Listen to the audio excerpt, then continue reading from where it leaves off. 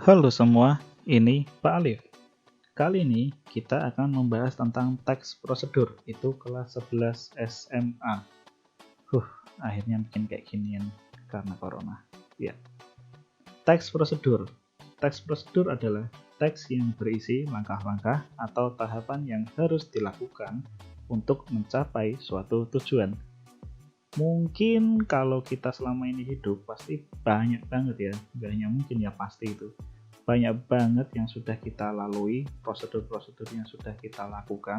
Nah, di dalam prosedur-prosedur itu pasti ada langkah-langkah.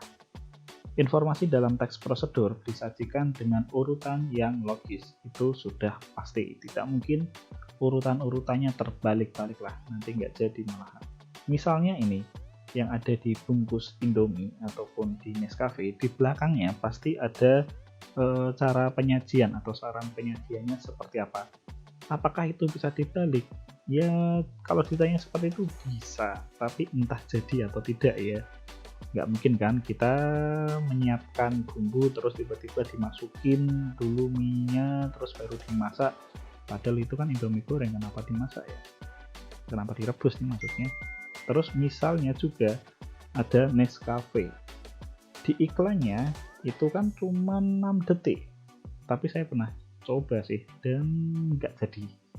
Nah, kalau kalian tanya, apakah yang ada di bungkus-bungkus seperti ini itu bisa termasuk teks prosedur? Kita lihat ke sini dulu. Dalam teks prosedur itu ada strukturnya. Strukturnya itu sendiri ada 3. Ada tujuan, langkah-langkah, dan juga ada penegasan ulang. Sebelumnya perlu diketahui kalau teks prosedur itu tidak selalu tentang cara membuat, tidak, tapi bisa saja tentang cara melakukan sesuatu atau sebuah tips, ataupun cara melakukan atau cara mengoperasikan sesuatu alat, misalnya seperti itu. Nah, dalam tujuan itu isinya pengantar mengenai topik yang akan dijelaskan dalam sebuah teks.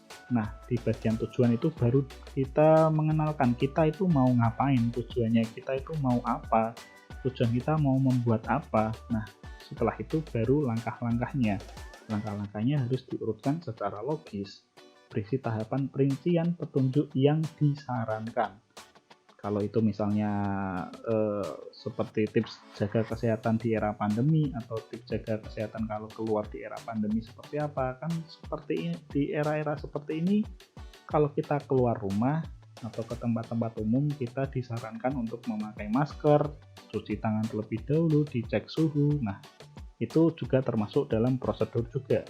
Di bagian akhir itu ada penegasan ulang, berisi harapan atau manfaat, hampir sama seperti tujuan. Cuman di penegasan ulang itu ditambah harapan dan juga manfaat kita melakukan suatu hal. Nah, mungkin sampai di sini dulu pembahasannya. Untuk kali ini kita cukup membahas tentang pengertian dan juga strukturnya. Jangan lupa di like, share, komen. Kalau komen sebuah pertanyaan insya Allah akan saya jawab, dan juga di subscribe ya. Mungkin gitu ya kalau cara YouTuber ya. Oke, mungkin sampai sini, terima kasih ya.